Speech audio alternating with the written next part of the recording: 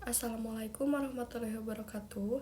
Perkenalkan, nama saya Adinda Novia dengan NIM 2112336 dari kelas HI2 Prodi Hubungan Internasional.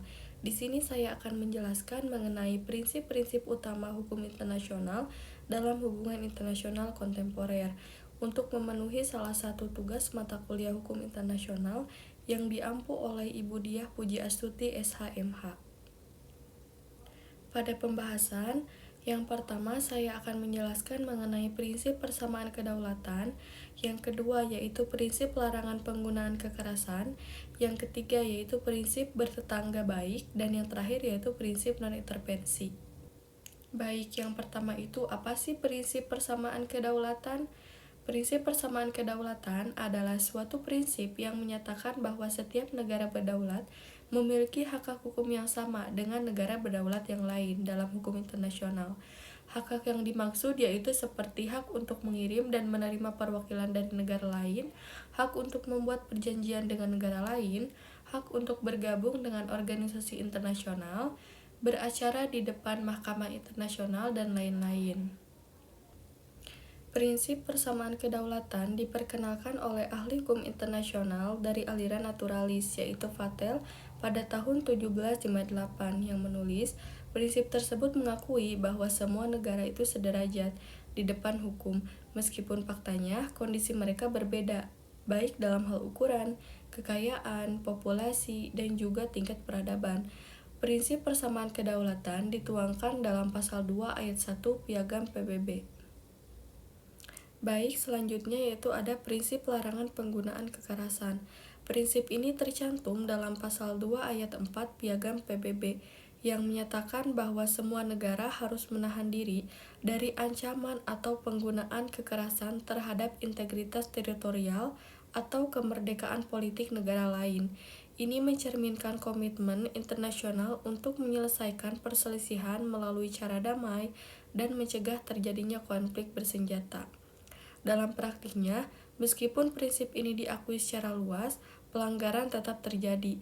Contohnya adalah intervensi militer yang seringkali dilakukan tanpa dasar hukum yang jelas, seperti serangan militer oleh negara-negara tertentu yang mengklaim hak bela diri tetapi seringkali melanggar ketentuan hukum internasional.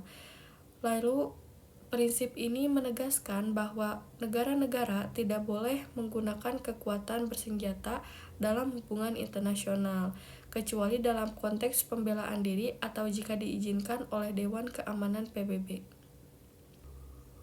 Selanjutnya yaitu ada prinsip bertetangga baik. Prinsip ini menyatakan bahwa negara dilarang menggunakan wilayahnya yang dapat merugikan atau mengancam kepentingan negara lain.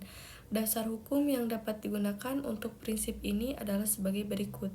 Yang pertama yaitu ada Trial Smelter Arbitration, yang kedua ada Sorfu Channel Case, dan yang terakhir ada P.S. for Draft Declaration on the Rights and Duties of States. Selanjutnya yaitu ada prinsip non-intervensi. Prinsip non-intervensi menyatakan bahwa negara tidak boleh melakukan intervensi dalam urusan dalam negeri negara lain. Ini mencakup tindakan militer, politik, dan ekonomi yang dapat mengganggu kedaulatan sebuah negara.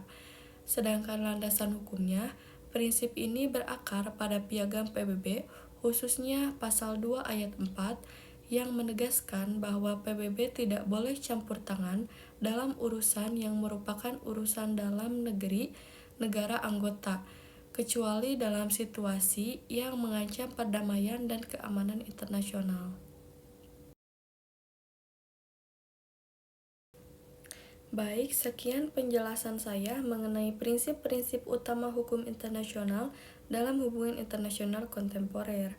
Terima kasih. Wassalamualaikum warahmatullahi wabarakatuh.